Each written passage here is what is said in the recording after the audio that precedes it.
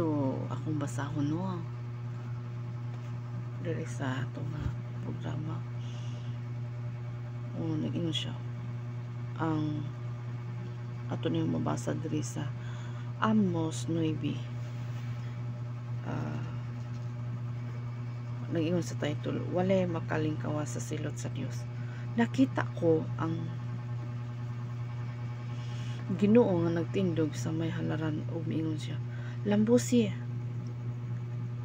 ang ulo-ulo sa tumoy sa mga haligi sa templo aron malumpag ang atop ug mahulugan ang mga tao. Ang mahabiling buhi patyon ko sa gera. Wala bisan usa kanila nga makalikay sa o makaikyas. Bisan pag magkalot sila sa ilalom sa yuta, paingon sa dapit sa mga patay, kuhaon ko sila dito. Bisag musaka pa sila sa kalangitan, birahon ko sila paubos. Bisag mutago pa sila sa kinatumyan sa bukid sa Carmel, pangitaon ko sila dito.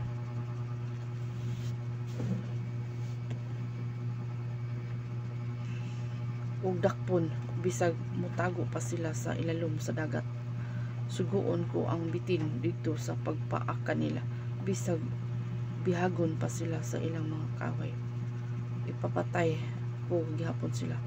Kay desidido gayud ako nga naglagon sila o dili tabangan. Kung tandugon sa Ginoong Dios nga makagagawang ang yuta, matay og kini ug ang tanang mga lumulupyo nini magbangutan.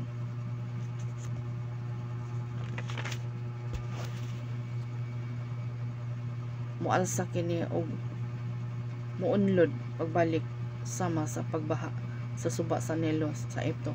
Ang Dios ang naghimo sa iyang kaugalingong puloy-anan sa langit ug siya ang naghimo sa kabanangan sa ibabaw sa yuta.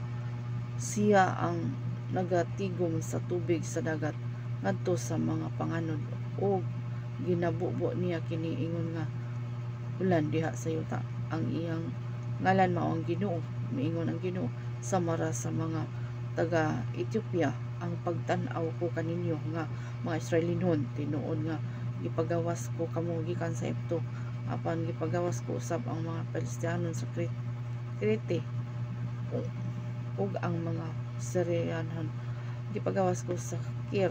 Gipanidaan ko ang inyong dautan nga gingharian ug wag tangon ko kini sa kalibutan, apan dili ko laglagon sa hingpit ang mga kaliwat ni Jacob.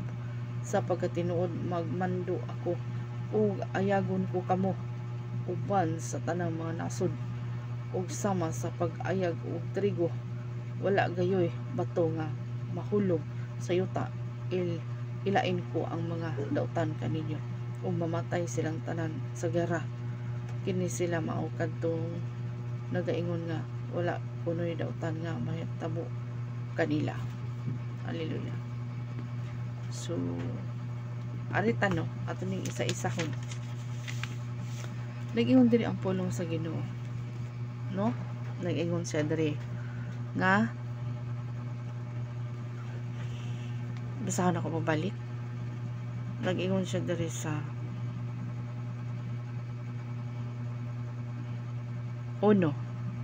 Amos 9:1. Nakita ko ang Ginoo nga nagtindog sa may halaran ug miingon siya, lambusi ang ulo-ulo sa tumoy sa mga haligi sa templo aron malumpag ang ato ug mahulugan ang mga tao. Ang mahabiling buhi patyon ko sa gera. Walay bisan usa kanila nga makakalikay ug makaikyas. Bisan pag magkalot sila sa ilalom sa yuta, paingon sa dapit sa mga patay. No? Kisa may nag-hide out karon sa ilalom sa yuta. Ang pulong sa Ginoo klaro. Walay dili niya masilutan bisan pag ato pa sa ilalom sa mga patay. Dito sa pinakalalom, no? Bisan pag magkalot sila sa ilalom sa yuta, paingon sa dapit sa mga patay, kuhaon ko sila dito. bisag musaka pa sila sa kalangitan kani anita no kama no kasi mo saka pa sa kalangitan isa to pa naanay ni saka dito sa bitaw singon ba ato sa laing planeta ba no bisag pag ato ka dito mo sa laing planeta dili jud ka kaikyas no unsa gingon diri bisan pag magkalot sila sa ilalom sa yuta paingon sa dapit sa mga patay wahaon ko sila dito bisag musaka pa sila sa kalangitan birahon ko sila paubos hallelujah walay makaikyas man nga sa atong kinabuhi magtarong kita sa mga pangalagad sa Ginoo kay bisan pag magkalot sa ilalom kaysa may nagkalot sa ilalom dili jud makaikyas hallelujah no ang pulong na sa Ginoo nagingon igid makaikyas nya bisan pag nas kalangitan birahon paubos hallelujah di gyapon kaikyas kaysa mo rin sa man gusto kang puyo to sa Mars dili gyapon ka birahon ka sa Ginoo paubos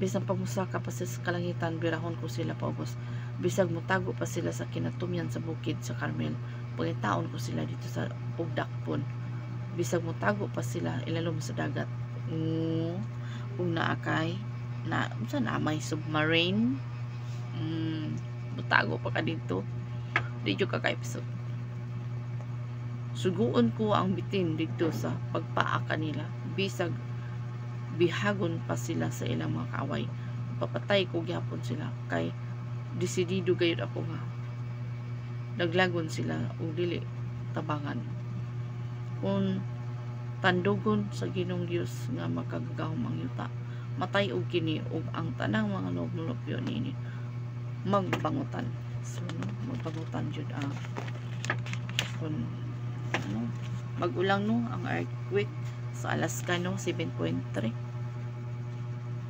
tinuod ba pud ka na no so ana lang abisan pa og sa lain-lain nga dapit no na ay mga doon din sa ato di lang dato ato lain to 7.2